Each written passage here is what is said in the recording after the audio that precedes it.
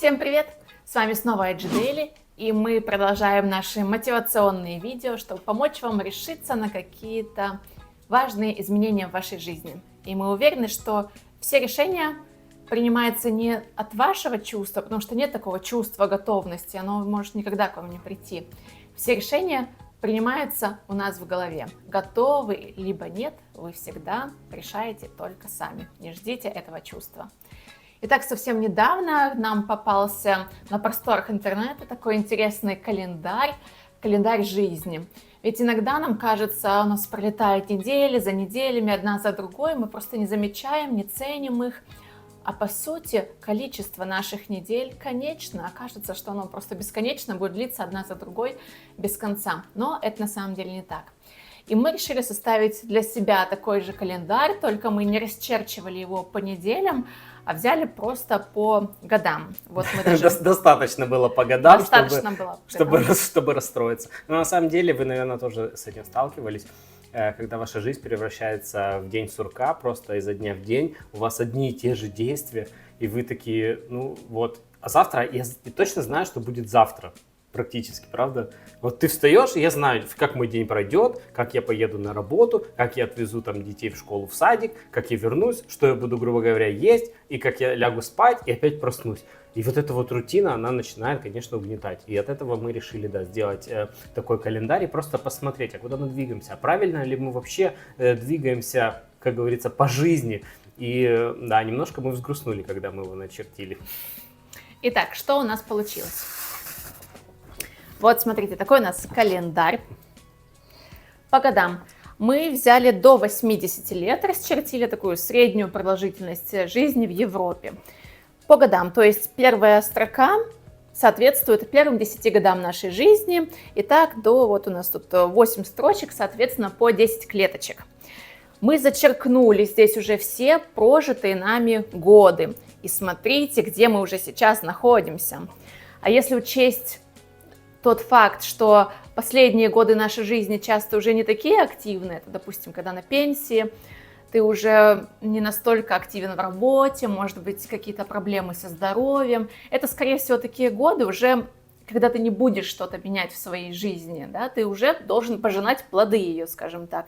И поэтому вот начиная от 65 лет мы тоже зачеркнули клеточки, потому что их уже, ну, не будем считать такими активными в вашей жизни, да? Да, то есть вы не будете уже расти по карьере, вы не будете открывать бизнес, ну, это само собой разумеется. Ну, скорее всего, конечно, все возможно, но это очень редкие исключения. Да, это супер единичные случаи, это просто практически невозможно. Так же, как и вы скажете, я буду 100 лет жить. Нет, это статистика. По статистике, например, мы сейчас живем в Германии. Если вы живете там на Восточной Европе, то от этих 80 отнимите еще 8 лет. По статистике там живут люди еще на 8 лет меньше, мужчины. Поэтому еще вот здесь отнимите столько. То есть это для нас 37 лет, да, нам сейчас. Если вам больше, например, 50, да, то вы будете где-то здесь. И активных лет, уже активных лет у вас останется буквально там 6-7 лет. То есть это, я думаю, вы еще сильнее расстроитесь. Но, к сожалению, мы не для того это делаем, чтобы вы расстроились, а просто чтобы вы пересмотрели свою жизнь, свои планы на жизнь. А что вы вообще делаете? А чего вы, в принципе, добились? А почему вы боитесь что-то менять? Задайте себе этот вопрос, и если вы его сами себе задали, и ответ у вас в голове созрел, напишите его, пожалуйста, в комментариях. Нам очень интересно почитать. Да, как мы видим, активных лет жизни осталось не так-то уж много. И здесь вопрос, у нас нет времени бояться, у нас нет времени откладывать жизнь на потом. Поэтому этот календарь, он ни в коем случае не демотивирующий. Этот календарь, наоборот, должен нас мотивировать к изменениям, к тому, чтобы жить свою лучшую жизнь, как бы банально это ни звучало, и не откладывать ничего на потом. Потому что мы не знаем, доживем ли мы вообще до конца этих лет, да, может что угодно, например, случиться. Но то, что мы видим сейчас, в самом лучшем исходе, ну, уже даже не настолько оптимистично все равно выглядит. Поэтому нужно действовать. Вот, это календарь, расчерченный по годам. Сейчас мы вам покажем, есть в сети также календари, которые расчерчены по неделям. Там, конечно, много больше клеточек, но очень интересно посмотреть и каждому для себя отметить, а где сейчас находитесь вы. И есть еще также интересные такие форматы, мы сейчас тоже вам здесь покажем обязательно. Например, вот возьмем, допустим, исторических наших личностей. Да, когда они умерли, в общем. То же самое по неделям, если та же таблица, только по неделям, и где в этой таблице умерли известные личности. И посмотрите, где это находится, то есть где-то в середине, либо даже в первой половине календаря, и где по отношению с этими точками находитесь вы сейчас. И это прям такой, мне кажется, очень массивный толчок, что все, давайте вперед, надо что-то менять, надо делать все, что хотели раньше, о чем мечтали, не откладываем, начинаем внедрять, действовать. Да. Но что нас еще сподвигло снять об этом видео, это мы смотрим «Ферму Кларксона». В общем, раньше я очень много смотрел, мы, в принципе, с Ирой смотрели раньше и «Топ Гир», и «Гранд Тур» с их известной тройкой. Кто не знает, тот не знает, а кто знает, тот знает. Я много раз советовал «Ферму Кларксона», где они рассказывают про свою ферму. И вот Джереми Кларксона, ему сейчас даже не 70 лет. И у него сейчас нашли раковое заболевание. И да, при всей его яркой жизни, при всем на свете, ну, может быть такое, что да, он больше не будет либо сниматься, если все плохо пойдет. И поэтому, да, мы так подумали, да, действительно, как-то жизнь-то скоротечна, во-первых, а во-вторых, она конечна, в этом проблема. Потому что когда мы живем, нам всегда кажется, что мы будто будем жить вечно. Да. А еще посмотрите вот на этот интересный график. Вот на этом графике у нас обозначены ранние достижения Эйнштейна и Ньютона. И как видите, они их сделали когда? То есть где-то в промежутке 20-30 лет. И действительно очень многие выдающиеся ученые делают свои открытия в очень раннем возрасте. Нам сейчас 37 лет, то есть все эти люди давно свои достижения и открытия уже сделали в своей жизни. То есть ты людей сейчас демотивируешь, да, чтобы ваше время прошло, если у вас за 30, то все, вы уже ничего не откроете. Нет, просто кажется, что я еще не дорос, мне еще рано, мне еще надо подучиться. Нет, не надо, уже сейчас уже время прошло ваше. Уже пора действовать, хватит учиться, пора внедрять это, пробовать, экспериментировать. Пора начинать, никогда не рано, а поздно потом может быть. Итак, какие же наши советы в этом случае? Во-первых, распечатайте себе такой календарь, либо можете его просто нарисовать от руки, просто для своей визуализации такой. Некоторые вешают его, например, даже на холодильник и каждую неделю зачеркивают следующий квадратик. Очень отрезвляет на самом деле. Второй пункт, что бы мы посоветовали сделать. Напишите на листике просто все ваши мечты и желания, даже самые мелкие. Например, вы всегда хотели попробовать, не знаю, какой-нибудь новый вид мороженого. Или вы хотели, не знаю, босиком пройтись там под дождем где-нибудь, или еще какие-то вещи, да.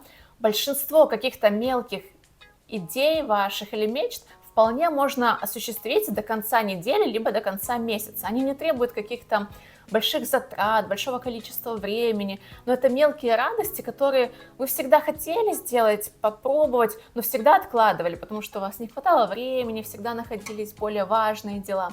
И эти маленькие вещи делают нас все равно счастливее просто каждый день, да?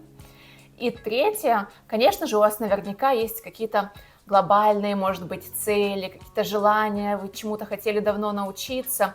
И это то, что нельзя исполнить там, до конца недели, либо до конца месяца. Но, возможно, вы всегда хотели научиться петь, но сейчас стесняетесь. Вы работаете бухгалтером, и как бы, ну куда мне петь сейчас? Что я должна делать для этого? Да?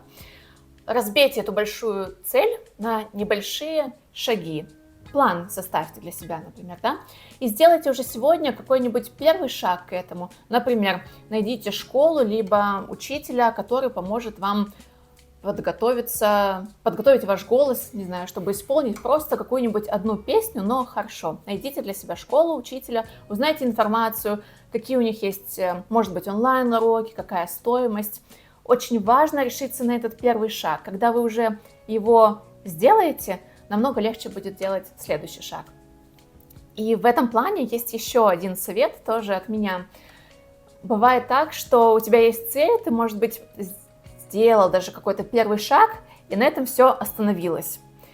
И ты просто слился, да, допустим, через неделю уже сказал, ну все, как бы я попробовал, это все-таки опять откладывается, все на какой-то неопределенный промежуток времени. Просто в этом случае обязательно подключите еще одного человека и договоритесь. Такой коммитмент просто сделайте. Например, сразу же там следующим шагом напишите учителю и договоритесь там во вторник в 5 часов вечера у нас будет первая там какой-то первая сессия с вами ознакомительная. Или, допустим, вы хотели поучиться, не знаю, летать в невесомости и забронируйте первый термин какой-нибудь уже, чтобы вам там прийти, узнать цены, ну, не знаю, что угодно это может быть. И тогда вам уже намного сложнее будет отказаться, потому что вам надо будет писать этому человеку, говорить, ну нет, у меня там все-таки не получается что-то.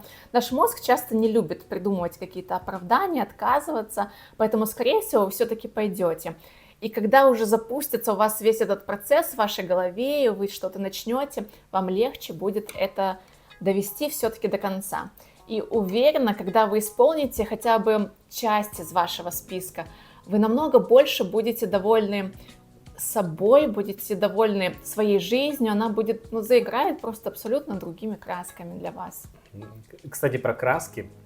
В принципе, когда мы рождаемся, Бог, судьба, либо Всевышний, Он дает нам вот чистый холст и краски к нему. И, в принципе, нашу жизнь вы раскрашиваете сами. То есть вы выбираете, вы хотите всю свою жизнь заполнять только серыми красками, либо вы хотите яркими, красивыми, цветными красками. Это все разукрасить. То есть все в ваших руках. Чтобы это визуализировать еще лучше, конечно, я такой тоже услышал интересный лайфхак, что вы можете утром просыпаться и говорить, то есть не говорить там, я просыпаюсь такой, о, какой будет ужасный день, опять на эту ужасную работу ехать. То есть, вам тогда будет не вести, день будет такой же ужасный. На одной из своих работ я работал, когда я всегда говорил, да, сегодня будет прекрасный день. И вы знаете, каждый день на этой работе был прекрасный. Я вспоминаю ее вообще с теплом в душе и на сердце. Другие же работы, конечно, я уже ехал и знал, что там будет не очень, но в принципе они не сподвигали на какие-то там хорошие минуты препровождения, но я и не говорил этих слов. То есть, если вы просыпаетесь, говорите сразу, а какие удачи, интересно, меня сегодня ждут. То есть, ваш мозг будет выискивать всегда, то есть, нужных людей, нужные позиции, нужные ситуации, чтобы действительно у вас так было в жизни. Ну и в принципе, конечно же, не ждите, потому что, например, если вы возьмете часы за $20 и за 20 тысяч, они все показывают одно и то же время, и вам просто необходимо это понять, что не ждать, что я буду счастливее или я готов к изменениям жизни, когда у меня там появится машина, квартира, дом или еще что-то. В принципе, мы переехали в Германию с 2 чемоданами, потом мы, когда уже переезжали с севера на юга, у нас уже было 2 грузовика, которые нам надо было перевозить. И мы все время движемся туда, да, может это всегда рискованно, но еще ни разу мы не пожалели, что мы так рисковали и меняли свою жизнь, потому что, как мы уже сегодня показали, жизнь скоротечна и уже, грубо говоря, полжизни мы прожили. И поэтому... Наверняка вы еще видели, может быть, такое исследование, когда одна медсестра работала в каком-то американском госпитале, где люди доживали уже свою жизнь. И потом она написала такую, я не знаю точно, или книгу, или статью, но в данном контексте это не важно, о том, о чем же люди в конце своей жизни думают, да?